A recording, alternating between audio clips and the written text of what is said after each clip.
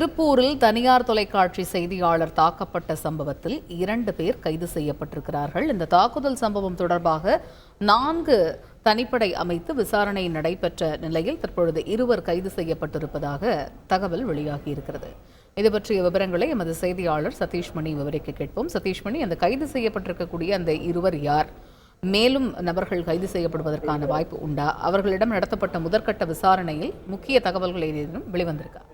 திருப்பூர் மாவட்டம் பல்லடத்தில் தனியார் தொலைக்காட்சியினுடைய செய்தியாளராக இருந்த நேசப்பிரபு நேற்று இரவு 5 பேர் கொண்ட கும்பல் கொடூரமாக கொலைவெறி தாக்குதல் நடத்தியது. இது தொடர்பாக திருப்பூர் மாவட்ட போலீசார் 4 தனிப்படைகளை அமைத்து தீவிரமாக விசாரணை நடத்தி வந்தனர். மேலும் அந்த நேசப்பிரபு தாக்கப்பட்ட இடத்தில் உள்ள சிசிடிவி காட்சிகளையும் வைத்து தீவிர விசாரணை நடத்தி வந்தனர். இதனிடையே இதனுடைய பின்னணியில் யாராக இருக்கும் என்பது குறித்தும் இது சம்பந்தப்பட்ட ஒரு டாஸ்மாக் கடையில் சம்பந்தப்பட்ட வேலை பார்ப்பவர் ஒருவரையும் பிடித்து வைத்து விசாரணை நடத்தி வந்தார்கள். இந்த நிலையில் இந்த வழக்கில் சம்பந்தப்பட்டதாக பிரவீன் மற்றும் சரவணன் என்ற 2 பேரை திருப்பூர் மாவட்ட தனிப்படை போலீசார் ஈரோடு அருகே வைத்து கைது செய்திருக்கிறார் தகவல் உறுதி செய்யப்பட்டிருக்கிறது. மேலும் இந்த தாக்கியவர்கள் யார், என்ன காரணம் என்பது குறித்தும் தனிப்படை போலீசார் தீவிர விசாரணை நடத்தி வந்தனர்.